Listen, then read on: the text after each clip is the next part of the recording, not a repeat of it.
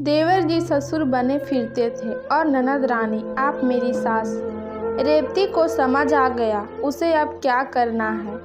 अब जमाना बदल गया है। अगर कोई पुरानी घिसी पीटी बातों को बेसुरा राग लापता है तो उसे कैसे सुर में लाकर समय के साथ चलना सिखाना है। मन ही मन उसने सोच लिया।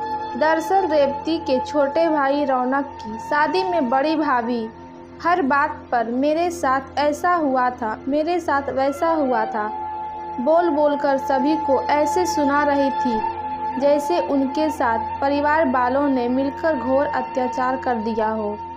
अब अगर कोई उनकी बातों का जवाब देता है तो घर का अच्छा भला माहौल खराब होना तय है, क्योंकि कहा गया है कि बात निकलेगी तो दूर तलक जाएगी। जब बड़ी भाभी की शादी हुई थी तब रेवती और रौनक दोनों छोटे थे।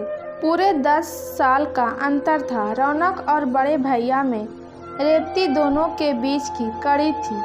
शादी के शुरू के लेक्चर में तो बड़ी भाभी थोड़ा शांत थी, लेकिन जब विदाई का समय आया और रौनक की पत्नी रूपाली ने अपने सर से घूंघट हटा दिया, उस समय तो बड़ी भाभी की आंखों से अंगारे बरस रहे थे। रेवती के पास आकर उन्होंने तलक स्वर में कहा, मेरे लिए तो देवर जी ससुर बने फिरते थे और ननद रानी आप मेरी सास। जब देखो तब मेरा घूंघट नीचे करके बोलते थे कि भाभी घूंघट कर लो, पापा आ रहे हैं।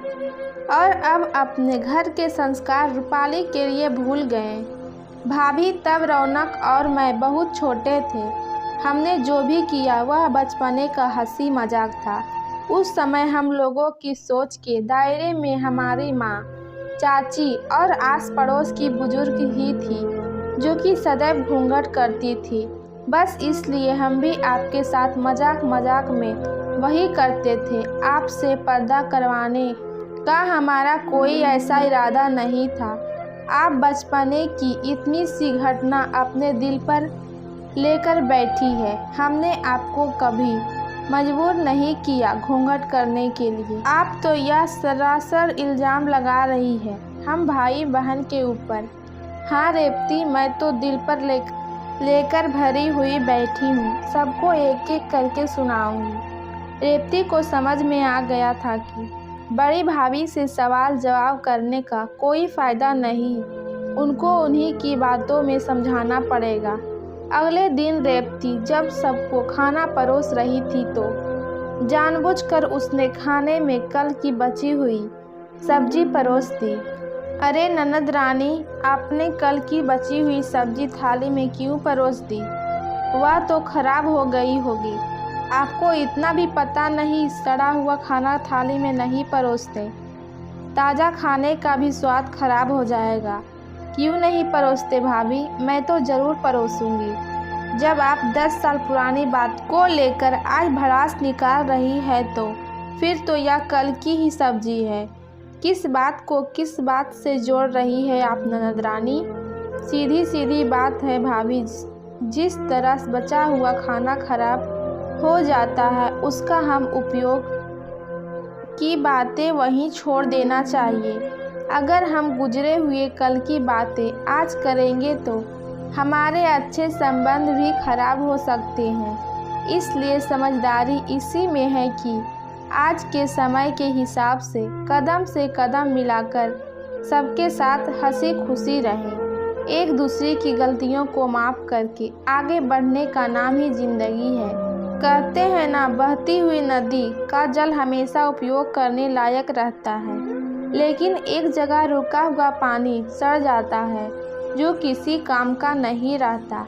ऐसे ही हमें भी किसी भी बात को लेकर रुकना नहीं है, बस कल कल करते हुए आगे बढ़ते जाना है। इसी का नाम तो जिंदगी है।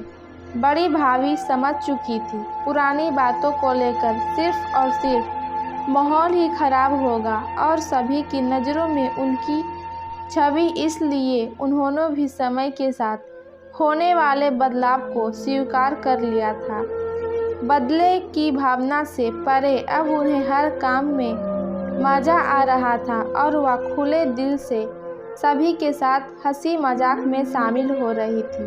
आखिर उनके दिल का इतना बड़ा बोझ जो उतर गया था। अगर कभी अनजाने में किसी से कोई ऐसी बात हो गई है जो हमारी मर्जी के खिलाफ हो तो थोड़ा सा दिल बड़ा रखते हुए उसे माफ़ करना ही समझदारी है। अगर कोई जानबूझकर आपके आत्मसम्मान को ठेस पहुंचता है तो उसके लिए ज़रूर आवाज़ उठाना चाहिए। अगर हमारी कहानी आपको पसंद आई तो कमेंट में ज़रूर लिखें और मेरे चैनल पर आप नए हैं तो चैनल को सब्सक्राइब ज़रूर करें।